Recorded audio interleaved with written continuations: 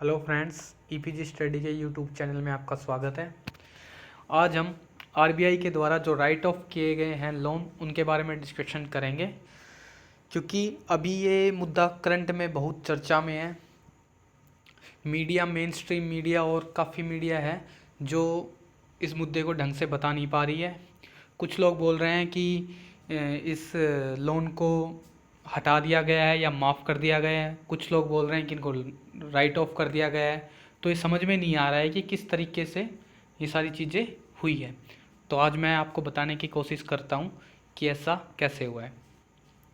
अभी मार्च 19 को एक आरटीआई लगाई थी साकेत गोखले, एन एक्टिविस्ट हैं उन्होंने, और आरबीआई से उन्होंने जवाब मांगा था कि मुझे पिछले 30 साल के जो 50 डिफ़ॉल्टर हैं मेन, उनका नाम दिया जाए।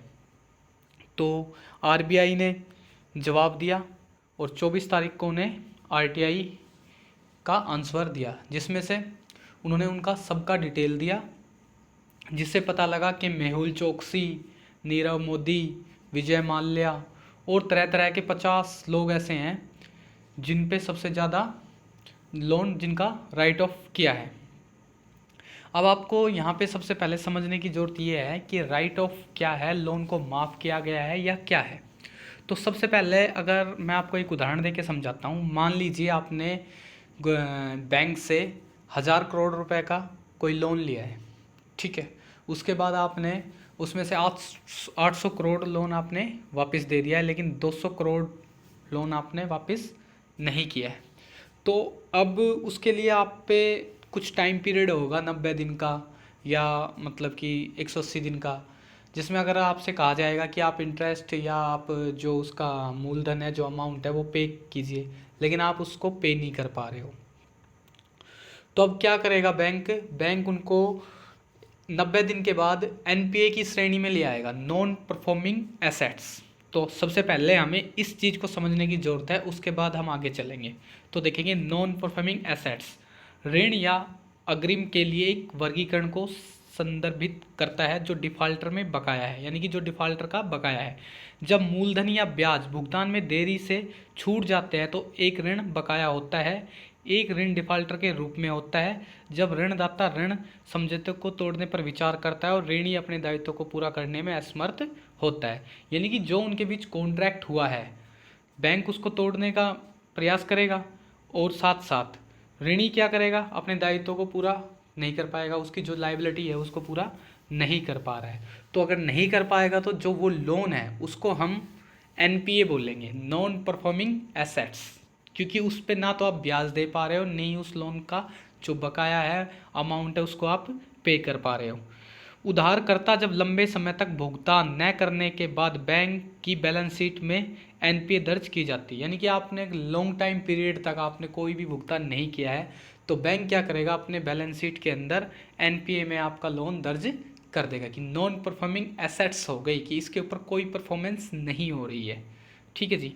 इसके बाद देखेंगे उधारकर्ताओं के पास अपने घाटे को ठीक करने के विकल्प है। ठीक है, जो जिन्होंने लोन ले रखा है उनके पास विकल्प होते हैं कि आप अपने उनको ठीक कर लो, जिसमें किसी भी संप्रेषक को कब्जे में लेना, यानी कि जो उनकी संपत्ति है उसको कब्जे में लेना, या संग्रह एजेंसी को महत्वपूर्ण छूट पर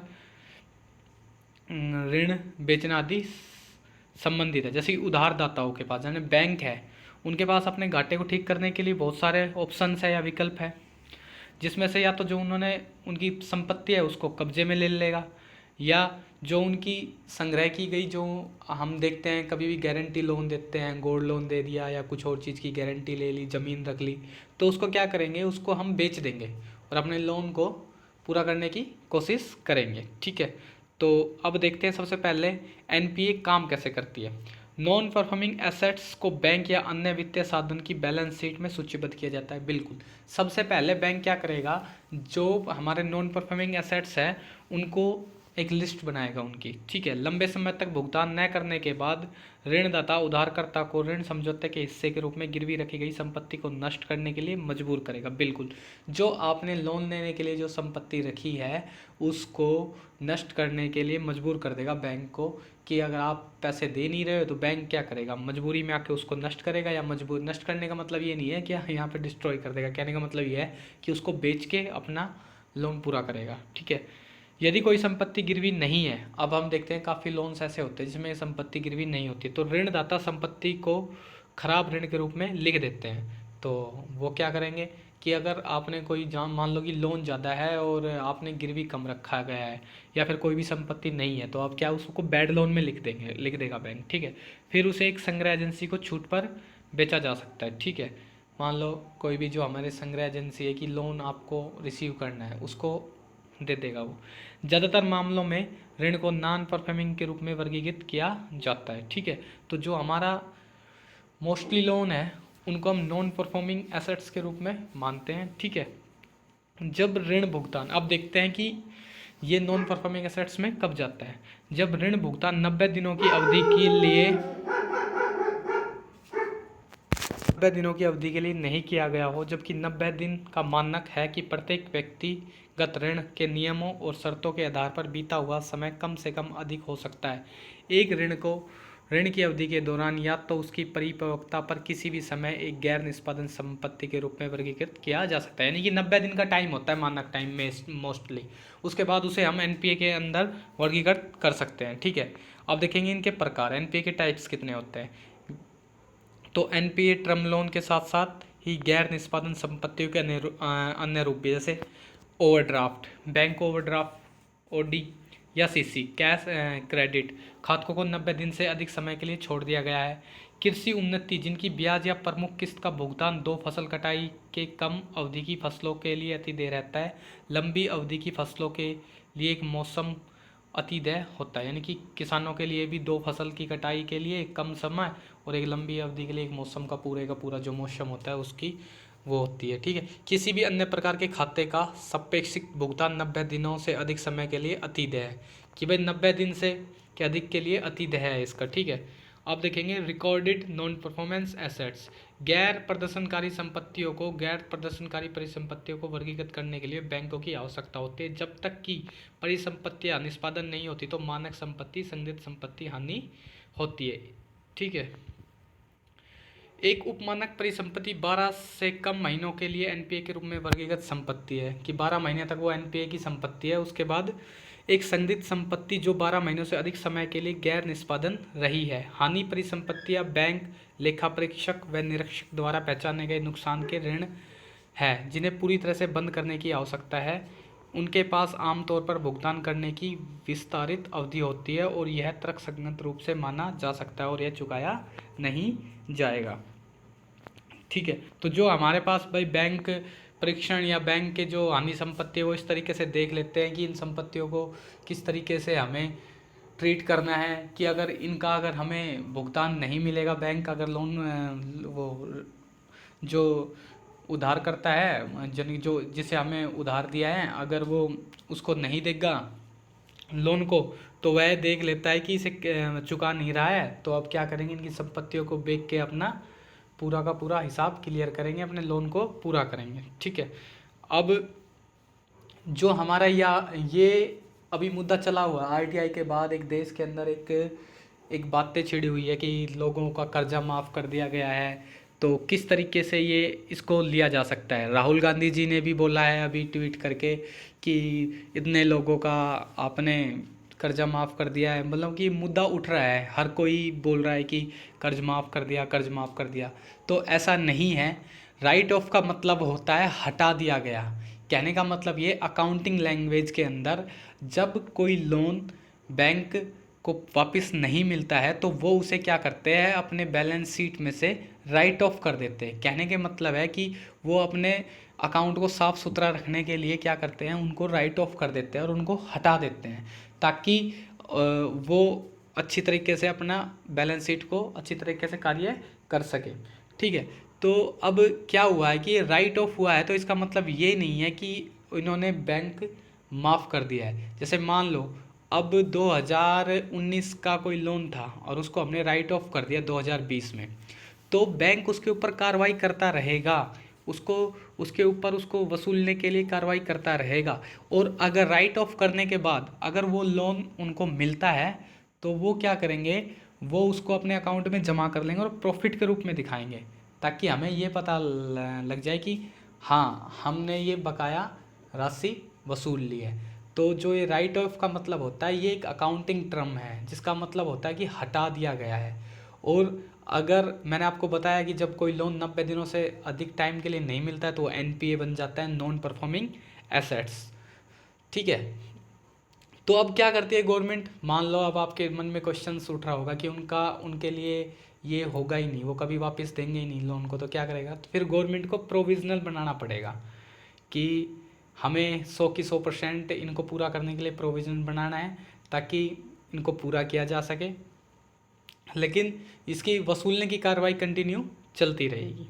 ठीक है, तो अब देखेंगे ऋणदाताओं के पास आमतौर पर 4 विकल्प होते हैं, वे कुछ या सभी नुकसानों की पुनरावृत्ति कर सके जो गैर निष्पादन परिसंपत्तियों से उत्पन्न हो, यानी कि एनपीए से उत्पन्न होना चाहिए।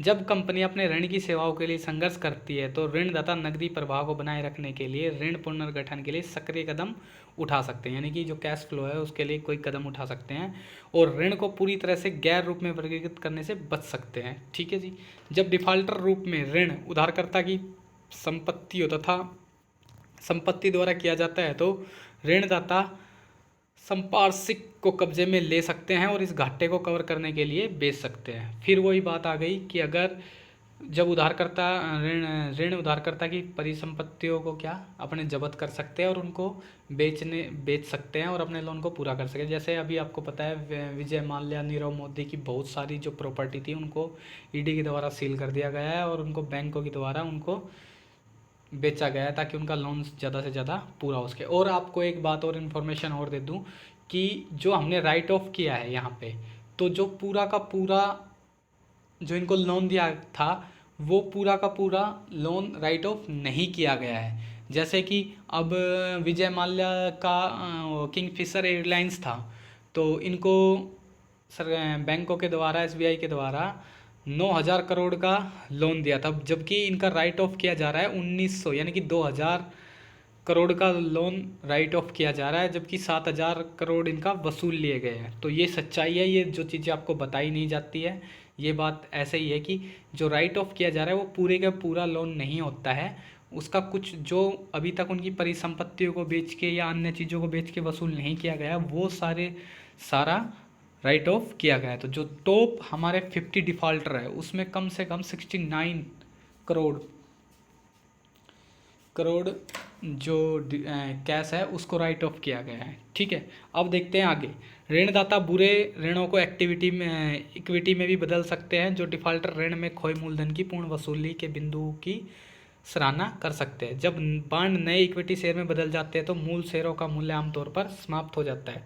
क्या करते हैं वो उनको नए शेयर में चेंज कर देता है और जो उनके मूल थे, जो मेन शेयर थे, उनका मूल्य चेंज हो जाता है और इक्विटी में बदल देते हैं। मूल शेयरों का मूल्य आमतौर पर समाप्त हो जाता है। अंतिम उपाय में बैंक उन कंपनियों को पूरी छूट बेच सकते हैं जो ऋण संग्रह में विशेषज्ञ है। ठीक है जी, पूरी छूट से उन्हें बेच सकते हैं। ऋणदाता आमतौर पर डिफॉल्टर ऋण बेचते हैं जो असुरक्षित है जब वसूली के अन्य तरीकों को